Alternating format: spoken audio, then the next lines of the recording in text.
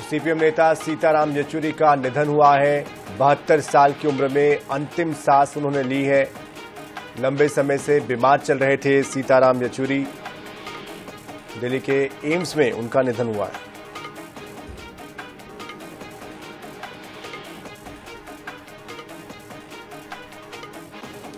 और इस खबर पर अधिक जानकारी के लिए हमारे साथ हमारे दिल्ली के संवाददाता स्पर्श शर्मा भी जुड़ चुके हैं। स्पर्श, निधन की दुखद खबर आई है सीताराम येचुरी की। ऐसे में कब से वो यहां पर अस्पताल में एडमिट थे, क्या उनको दिक्कतें थी, क्या जानकारी इस बारे में?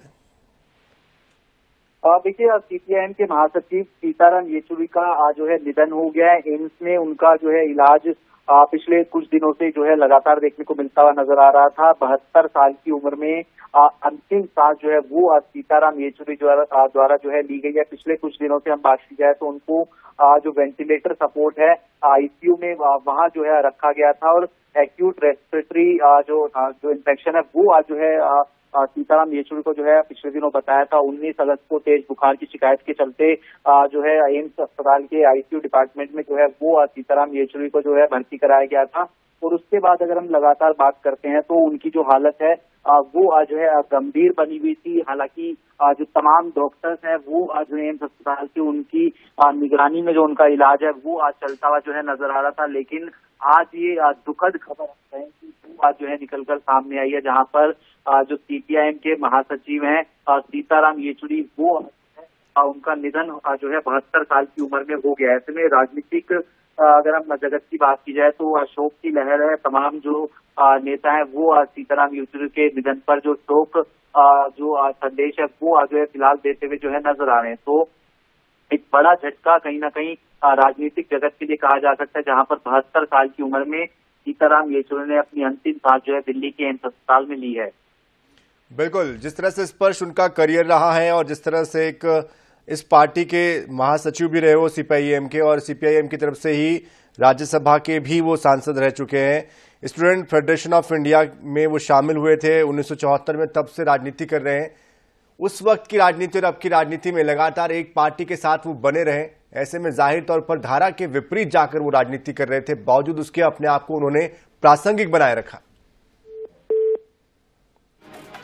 चलिए, संपर्क टूट गया है हमारा स्पर्श से, लेकिन आपको बता दें कि सीताराम येचुरी भारतीय कम्युनिस्ट पार्टी के नेता रहे हैं, महासचिव है वो, जो महासचिव के पद पर रहे हैं और 1974 में स्टूडेंट फेडरेशन ऑफ इंडिया में शामिल हुए थे।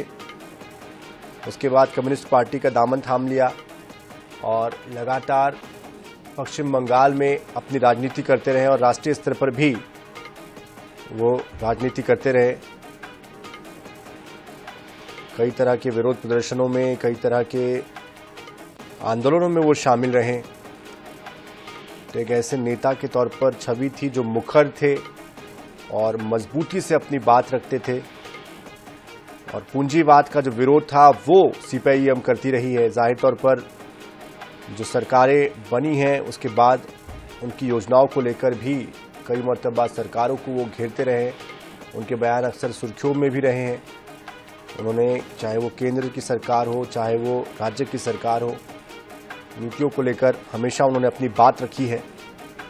हालांकि सीपीआईएम भारत में उतनी मजबूत पार्टी नहीं रही, खासतौर पर पश्चिम बंगाल में भी जो जनाधार था वो उनका खिसका। लेकिन सीपीआईएम के जो कुछ नेता हैं उनमें से एक नेता सीताराम येचुरी भी, जिन्होंने उस विचारधारा को जिंदा बनाए रखा, और इसलिए भी सीताराम येचुरी को जाना जाएगा क्योंकि एक विपक्षी पार्टी के तौर पर, एक ऐसे मुखर नेता के तौर पर उनकी पहचान थी जो कि पूंजीवाद का और मजदूरों के खिलाफ जो नीतियां थी या जो इस तरह की नीतियां थी जो शासन वाली नीतियां है, उसका विरोध वो जताते रहे।